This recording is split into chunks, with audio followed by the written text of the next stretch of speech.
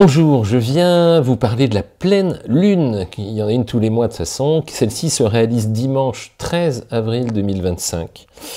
Dimanche 13 avril 2025 à 2h23 du matin, donc dans la nuit de samedi à dimanche. Elle va se réaliser, on va l'appeler la pleine lune en balance, parce que la lune sera en balance à 23 degrés de ce secteur du ciel, troisième décan, opposé au soleil, 23 degrés, donc bélier, troisième décan lui aussi, tension, pleine lune, opposition entre les deux.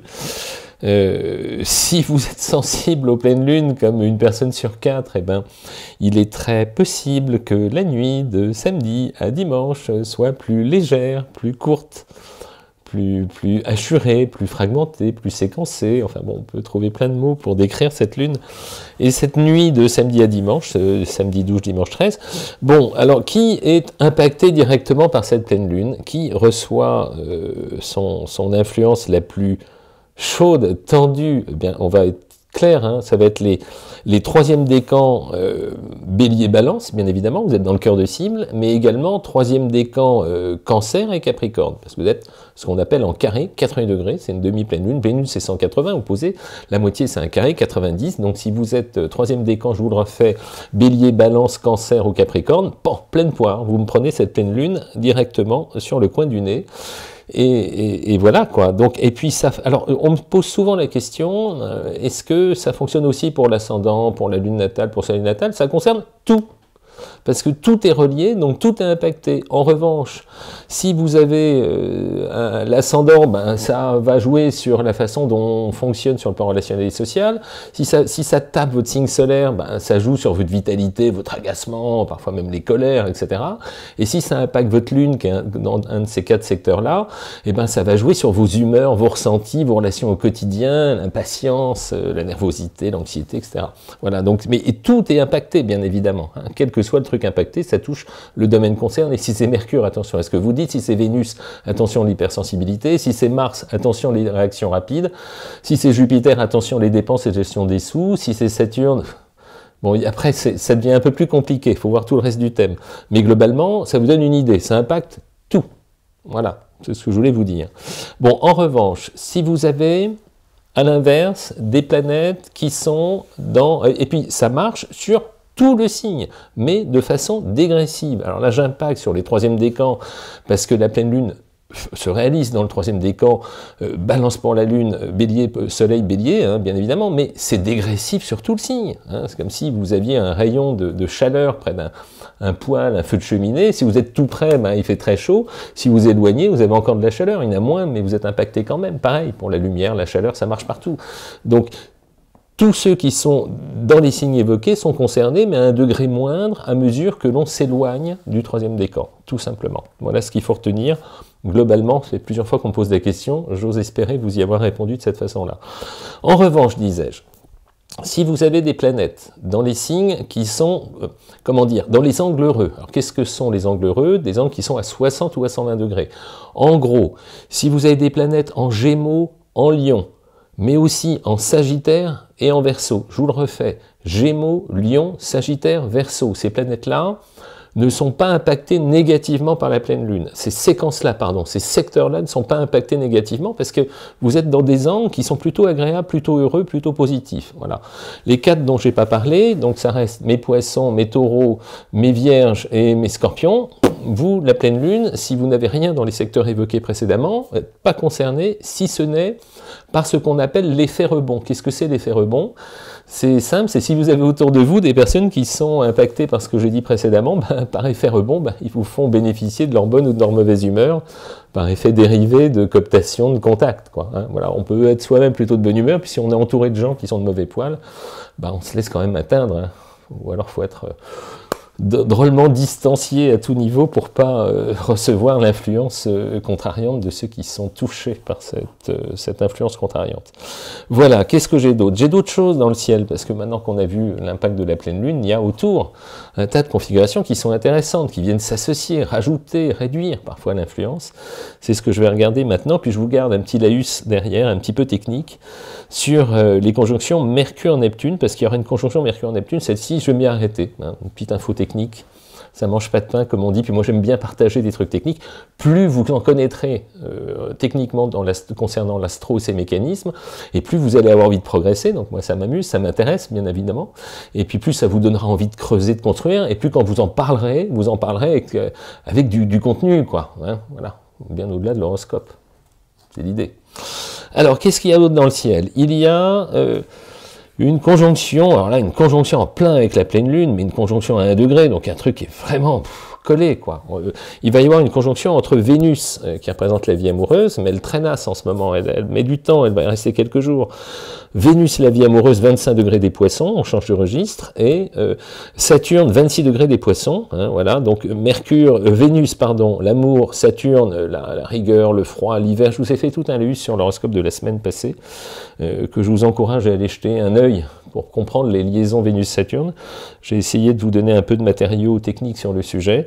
Bon, c'est jamais facile, les relations Vénus-Saturne. Vénus, l'amour, Saturne, le froid, l'hiver, la rigueur, les contraintes, les punitions. Enfin, les punitions, c'est une vue de l'esprit.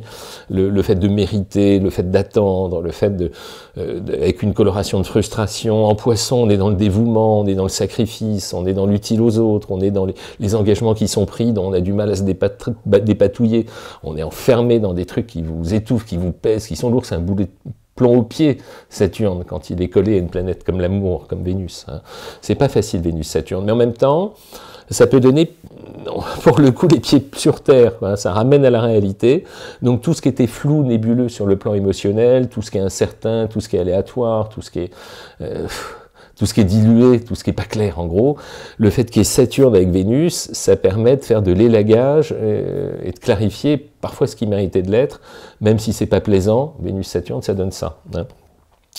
Donc Vénus-Saturne reste quand même heureux dans certaines configurations, plutôt favorable pour ceux qui ont des planètes affective, mais large spectre, pour y voir clair au niveau émotionnel, pour ceux qui ont des planètes en Capricorne, en Scorpion, en Cancer, pour le coup, ça compense un peu, hein.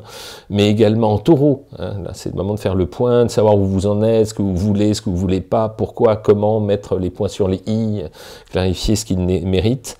C'est plutôt pas mal.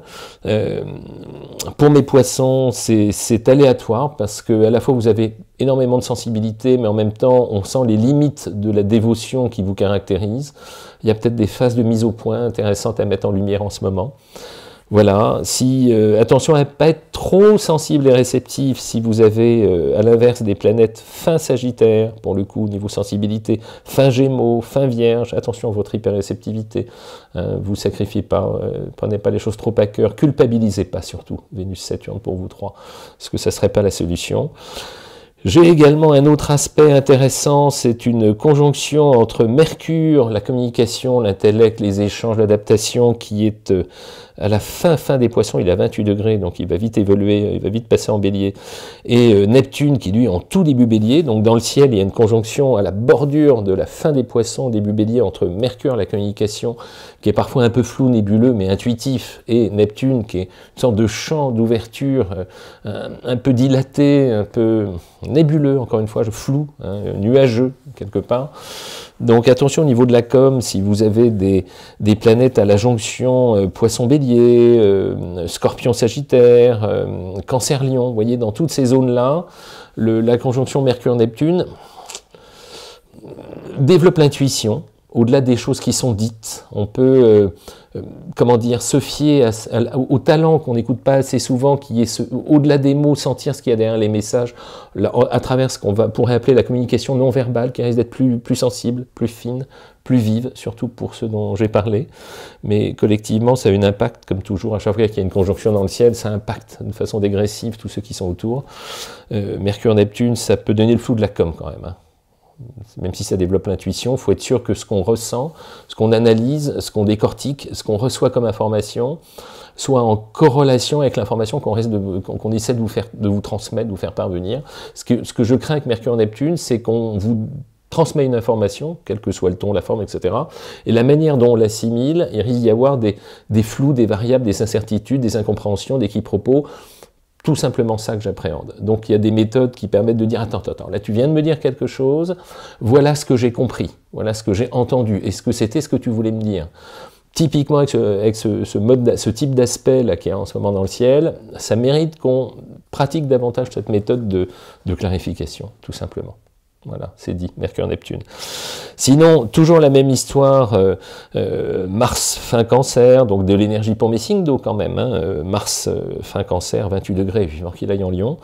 Très bon pour agir pour mes cancers, mes scorpions, mes poissons, mes taureaux, mes vierges.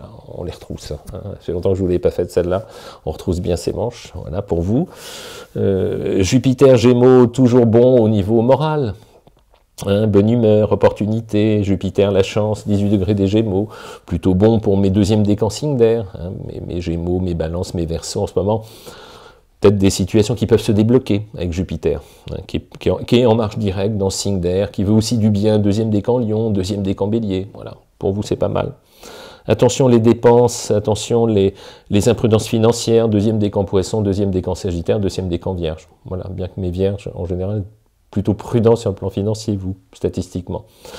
Bon, je vais vous épargner Uranus et Pluton cette semaine avec la pleine lune pour polariser mon attention sur cette conjonction Mercure-Neptune. Pourquoi? Parce que quand on essaye de raisonner de façon un peu pragmatique, moi je suis né avec Mercure en Vierge, donc j'aime bien les choses concrètes et carrées, comme les aiment les Mercure en signe de terre. Quand je vois dans le ciel une conjonction, donc vue de la Terre, Mercure dans le ciel, Neptune derrière, en lignée, hein, en conjonction dans le même axe, donc ça crée une couleur qui se mélange. Mercure-Neptune, là, j'appréhende vraiment le flou de la communication. Hein, les incompréhensions peuvent être plus importantes que d'habitude. Donc plus vous allez... quand on voit ça dans un thème de naissance, le point, le nœud gordien, la zone de sensibilité sur laquelle je m'arrête, consiste à dire, vérifiez bien, de façon un peu systématique, que quand vous transmettez une information, vous faites passer un message, assurez-vous que l'interlocutrice ou l'interlocuteur soit sur la même longueur d'onde, assurez-vous que chaque mot a un sens précis, assurez-vous de revalider que l'information a bien été captée telle que vous vouliez la transmettre, et non pas en prenant le risque d'une importante subjectivité. Ça peut aussi donner, Mercure-Neptune, une tendance à dire « ouais, t'as raison, oui, ouais, voilà, je laisse courir », où on comprend la moitié des choses, où on comprend ce qui nous arrange. Le flou, Neptune, c'est le risque, et Mercure en Poisson, il est intuitif, mais en même temps, il y a une déperdition, on peut comprendre de travers, on peut se faire un film aussi. On peut anticiper de façon exagérée, on peut avoir un imaginaire face aux propos tenus qui soit aléatoire, subjectif, surdimensionné. Voilà. Bon, je vous ai fait tout un sketch sur Mercure-Neptune. Faites votre tri. Voilà, c'est l'idée. Allez, les pleines lunes. Petit coup d'œil sur les pleines lunes. À chaque pleine lune, ça me donne envie d'en faire un petit commentaire sur le sujet. J'ai remarqué, hein, voilà, que tous ceux qui sont nés au moment d'une pleine lune, hein, pleine lune, c'est soleil d'un côté, lune de l'autre, en face, quoi, hein, sont nettement plus sensibles à toute forme de tension, depuis l'enfance au niveau des relations parentales, par la suite au niveau des relations de couple, beaucoup plus sensibles à toute forme de tension. Voilà, de séparation, de bagarre, de conflit, de crispation, d'ambiance lourde. Ça crée, ceux qui sont nés dans une pleine lune, ou un carré soleil-lune, c'est la même chose. Un carré 80 degrés, pleine lune 180. Ça vraiment, ça laisse une empreinte profonde dans la sensibilité au niveau des relations affectives et familiales. Vraiment, c'est un point qui mérite qu'on creuse. Et fréquemment, il suffit qu'il y ait Saturne dans le coin pour qu'on y ajoute, ou Pluton, des traumas, des angoisses, des peurs, des blocages, des frustrations. C'est vraiment un point sensible d'être né au moment d'une pleine lune ou un carré soleil-lune. Voilà, je vous en ferai un laïus beaucoup plus développé une autre fois, si le cœur vous en dit et si vous avez envie qu'on en parle. Voilà, c'était l'idée. Bon, allez, 3 petites citations comme je les adore, pour terminer. Une citation d'Agnès. Une citation d'Honoré de Balzac. Cette citation, c'est « Le cœur d'une mère est un abîme au fond duquel se trouve toujours un pardon. » Le cœur d'une mère est un abîme au fond duquel se trouve toujours un pardon. J'adore, c'est tout à fait délicieux. Une autre d'Épictète que nous transmet Cocotte. Cocotte, j'adore ce pseudo. Alors, Cocotte nous dit « Pour moi, il n'y a que d'heureux présages, car quoi qu'il arrive, il ne dépend que de nous d'en tirer du bien. » Voilà, il n'y a que des heureux présages. C'est vraiment l'état d'esprit que j'aime, celui-ci. Et enfin une dernière, de Daniel Goleman, que nous fait parvenir Françoise. Cette citation dit « Le sourire est le signal émotionnel le plus contagieux de tous. » Le sourire est le signal émotionnel le plus contagieux de tous. Il possède le pouvoir presque irrésistible de faire sourire les autres en retour.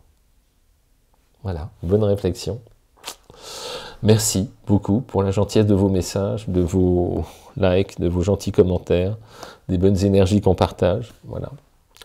Et puis on se dit, dans tous les cas, comme tout, plein de vidéos je vous prépare. À très vite. Merci encore.